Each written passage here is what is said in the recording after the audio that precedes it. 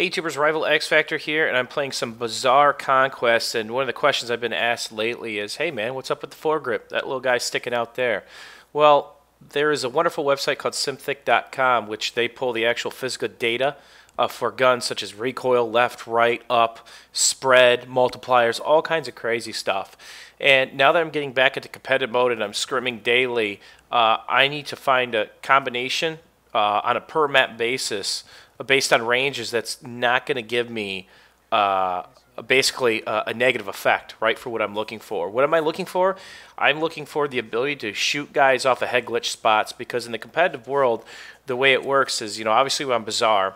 We have A and B, right? They've got C, which is our gimme, actually. They have our gimme right now. Let's say I'm setting up at B, and it's a 5v5 tournament, so we might have two guys at B. All right, and I need to get into a highly defensible position, right? Because I'm probably going to have to take on 2 to 4 guys at any point in time because they're on the burn, right? They're losing tickets by not having a second flag. So what happens is I need a kit, I need a combination that gives me the most accurate grouping of bullets possible through burst firing and whatnot, and you see me spamming that tin right there because A, you could shoot through it, B, I could see a guy dancing around over there on my mini map. So always a good idea to kind of put a shot or two through there. It's not going to hurt you at all. You might waste a couple bullets. If you see hit marker, there's bad guys down there. Guess what? LAV's rolling out of their gimme. Time for me to tuck tail and run like a little girl, because I don't have big enough bullets for that bitch. So anyway, I'm looking for a combination to give me precise headshot, second shot, third shot follow-up, right?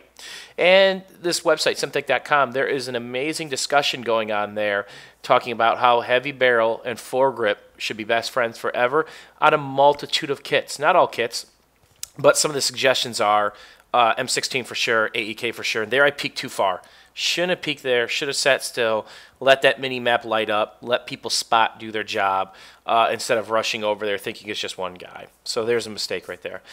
So this thread, it's a conversation. And a lot of people say, well, X Factor, what aren't you telling us? Well, let me ask you this. Who plays sports, or who has played sports as a child? You guys remember with the playing basketball as a kid, right? Everybody knows who Michael Jordan is. He had a personal style for him. He had a shot, right? He was an amazing player, one of the best that ever played the game. And people tried to duplicate him, right? They tried to wear his shoes. They tried to wear his gear. They tried to shoot like him. But it never quite worked out, right? Because he had his own style. What am I getting at? You have to have a feel for this. Just because something is mathematically better on paper doesn't mean it translates to that in your own hands, all right? Because there's a level of comfort that you have to have, and see me slow peek there, I came prepared that time, and lots of baddies down, so I get to move up. So you have to have a feel, so I'm not going to try to force anything on you guys, and I'm still testing. We've got a couple guys in Rival who swear that foregrip still stinks, because again, we have to knock people off these head glitch blocks where just their head is peeking out. We can't have added bullet deviation. We can't have added spread. We want the bare minimum. Obviously, if somebody's standing right in front of me, like my friendlies are, that's when it doesn't really matter as much because you see their whole body. But again, when it's just their head, that second bullet matters. That third bullet matters. How precisely you burst, how precisely you counter the recoil matters. So if you miss one bullet, or you bursted 4 bullets instead of 3, or 6 instead of 3, or 5 instead of 8, that's the difference in life and death. And right here, I'm looking at potentially a bunch of head glitch spots. Thank God no one's there. Because when I come into Bazaar B hallway, I'm always ready for 2 or 3 guys to be lined up in nasty, nasty spots. Because that's how it is in competitive play. Guys they call it the setup.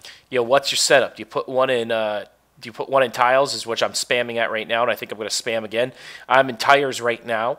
Do you put one in dumps? What's your setup? So right here, you can shoot through that tin. I've done it a million times before, kind of shown you guys in the How to Be a Better Noob series.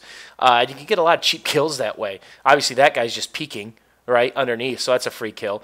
But go ahead, spam through that tin on the top side. Actually, shoot through it. See if you get hit markers. You'll probably kill, as I'm doing right there. See? I didn't get the kill, but you just keep burst firing and spamming, right? Good things happen, because obviously we're off the burn right now. They are winning the burn, and I got ammunition problems. Bad right now. I feel bad for Can of Brew. Sorry, buddy. Those are cheap kills by me.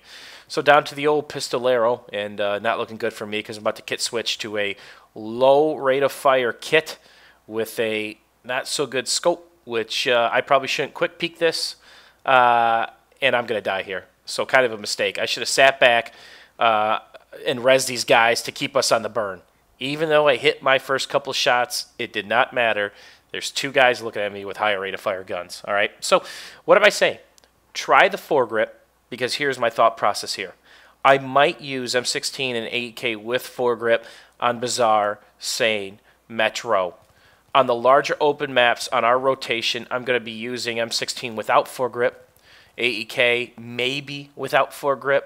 On the larger maps such as Tron Highway, Epicenter, anything with larger, wide open spaces, because again, it's now I need accuracy while getting from one point to the next point of cover. All right.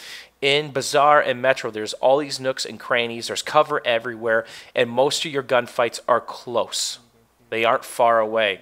On maps like Tron Highway and Epicenter, there's a lot of wide open spaces and there's a lot of wide open fights, and we scrimmed the shit out of those two maps the last couple of days with some inter-clan scrims with other rival guys. And you know, there are close quarters fights, absolutely, but that is not the ballpark of them. The ballpark of them is knocking off a guy before he gets to a cover point, them being a guy down or two guys down, and then you push, right? So it's not like guns blazing of glory that is Bazaar B-flag fight. There's really not a meat grinder on maps like Tron Highway and Epicenter.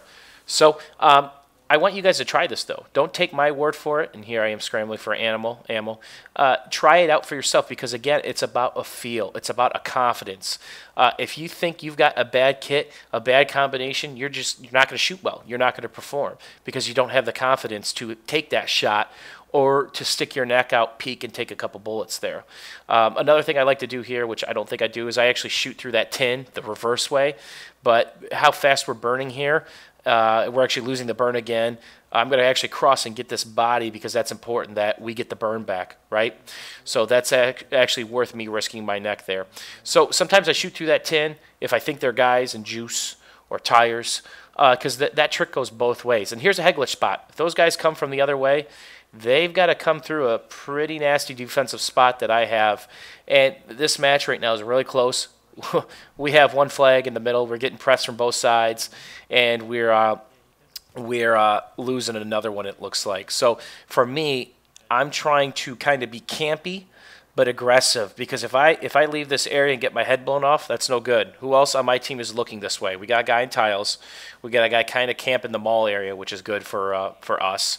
And now I decide to move up. There's a couple defensive positions that you could take here, but when you're one man and this is their gimme, there's not a lot of hope, and there you go. I didn't check the back corner. I thought I heard him. That guy was there the entire time. So it's at that point where I'm telling my team, hey, guys, we need a flag. We're burning tickets. Their LAV is back on our C flag. They just got out of it, and we're in a little bit of trouble because the burn is everything. I just did a Karkin thought process video focusing on A, B, and C. And again, establishing that burn, that flag lead, that does the work for you.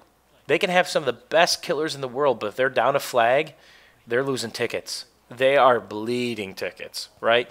So if you want to help your chances of survival, go get another flag, right? So this foregrip thing, I will mess around with this. I have had some good results with AEK foregrip on smaller maps. I've had some good results with M16 foregrip heavy barrel on these maps. But I've also had some frustrating moments where I could have sworn no foregrip and I would have rocked a guy. A couple times where it just took that extra burst, right, where I stop and pop again. Or, it just didn't feel like the first two were that accurate. So supposedly foregrip helps with those close quarter situations. So maybe that one bailed me out there. Because, again, I survived with 25 health. That's one bullet. That's it. In a competitive world, one bullet is the difference of your life, but more importantly, the outcome of a flag. So let's talk about this. Let's say I'm on B flag, and my two teammates get killed, Cartel and Casio, and they're in the middle. I can't go revive them, right?